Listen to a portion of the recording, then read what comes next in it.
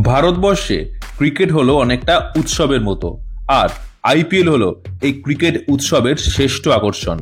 কিন্তু প্রশ্ন হলো একটাই, আইপিএলে মাত্র 20 কোটি টাকা উইনিং প্রাইজ মানির জন্য ফ্র্যাঞ্চাইজি ওনাররা এত কোটি কোটি টাকা দিয়ে নিজেদের দল কেন বানান? এর পিছনে রয়েছে আসল গল্প। চলুন বন্ধুরা, আমি অরুণাভ আর আমার সাথে সৌম্য আপনাদের এই ভিডিওর মাধ্যমে দেখাবো কি করে আইপিএল এত কম সময়ের মধ্যে পৃথিবীর রিচেস্ট লিগে পরিণত হতে চলেছে।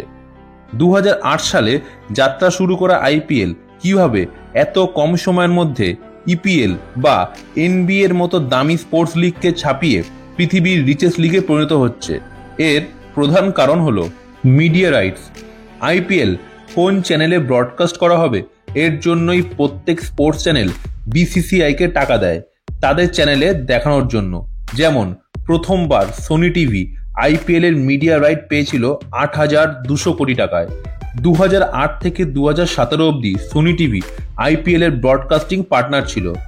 2018 থেকে 2022 অবধি আইপিএল এর মিডিয়া রাইট কিনে নেয় স্টার গ্রুপ 16,348 কোটি টাকায়, যা প্রথমবার থেকে ছিল প্রায় দ্বিগুণ।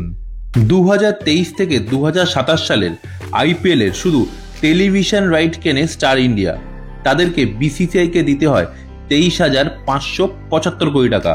আর ডিজিটাল রাইট কিনে নেয় রিলায়েন্স গ্রুপের ভায়াকাম 18 23,758 কোটি টাকায়। টাইমস ইন্টারনেট এবং ভায়াকাম 18কে ইন্ডিয়ান সাব কন্টিনেন্ট ছেড়ে বাকি জায়গার মিডিয়া রাইটস দেওয়া হয়েছে 1,057 কোটি টাকায়।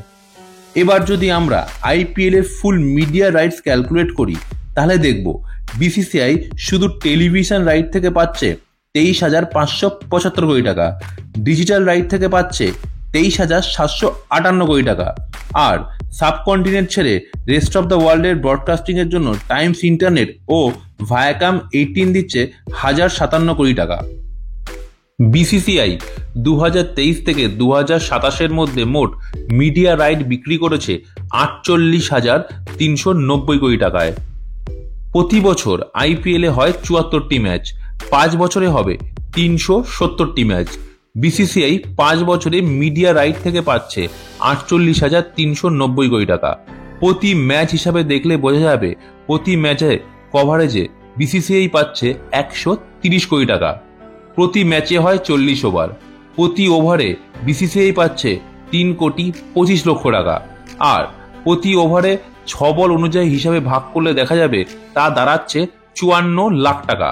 বিসিসিআই প্রতি বলে 54 লাখ টাকা ইনকাম করছে আইপিএল থেকে। আর এই জন্যই ওয়ার্ল্ড রিচেস্ট লিগ আইপিএল সবার আগে দৌড়তে শুরু করেছে। তবে কি আইপিএল থেকে শুধুই বিসিসিআই পয়সা কমায়? তাহলে স্টার বা ভায়াকাম বা টিম ওনাররা কি শুধুই লোকসান করার জন্য নেমেছে? একদমই না। How media broadcast earns from IPL. আইপিএলে প্রতি ওভারের মাঝখানে 10 সেকেন্ডের অ্যাড হয়, তাহলে প্রতি 40 ওভারের মাঝখানে 400 সেকেন্ডের অ্যাড দেওয়া যায়। আর এটি মিনিটের হিসাবে বিচার করলে দাঁড়াবে 6 মিনিট। খেলার আগে ও পরে মিলিয়ে 45 থেকে 50 মিনিট থাকে অ্যাড দেওয়ার জন্য। প্রতি 10 থেকে 12 সেকেন্ড অ্যাডে স্টার ইন্ডিয়া কমপক্ষে 15 থেকে 18 লক্ষ টাকা চার্জ করে। তাহলে হিসাব করলে দেখা যাবে 50 মিনিটকে সেকেন্ডে কনভার্ট করলে দাঁড়াবে 3,000 সেকেন্ড। একে 10 সেকেন্ডের স্লটে ভাঙলে 300টি স্লট আসবে। প্রতি 10 সেকেন্ডের স্লটে 15 লাখ টাকা ধরলে প্রতি ম্যাচে স্টার ইন্ডিয়া অ্যাড থেকে ইনকাম করে 15 lakhs into 300 = 45 crore। তাহলে পুরো আইপিএল এ চলে 74টি ম্যাচ। সেখান থেকে হিসাব করলে দাঁড়াবে আইপিএল এর একটা সিজন থেকে স্টার ইন্ডিয়া 3,330 কোটি টাকা কামায়। আর বাকি 4 বছর পড়ে থাকবে, যা থেকে স্টার ইন্ডিয়া তাদের প্রফিট মার্জিন 4 থেকে 5 গুণ করে নেবে। এছাড়াও আইপিএল এর ভিউয়ারশিপ দিন দিন বেড়েই চলেছে। বিজনেস টুডের রিপোর্ট অনুযায়ী 505 মিলিয়ন দর্শক আইপিএল দেখেন, ফলে স্টার ইন্ডিয়ার টিআরপি দিন দিন বেড়েই চলেছে। How team owners earn from IPL. 2008-এর আইপিএলে সব থেকে দামি টিম ছিল মুম্বাই ইন্ডিয়ান্স, যার দাম ছিল $119.9 মিলিয়ন। আর 2021-এ সঞ্জীব গোয়েঙ্কা লখনৌ সুপার জায়েন্ট কেনেন $932 মিলিয়ন, যা মুম্বাই ইন্ডিয়ান্সের থেকে প্রায় 8 গুণ বেশি। আর এই চিত্রটি বোঝাচ্ছে আইপিএল কতটা জনপ্রিয়।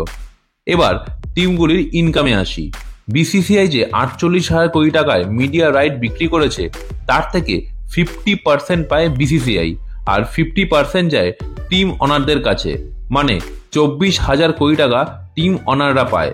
প্রত্যেক অনার 2,400 কোটি টাকা করে পাচ্ছে।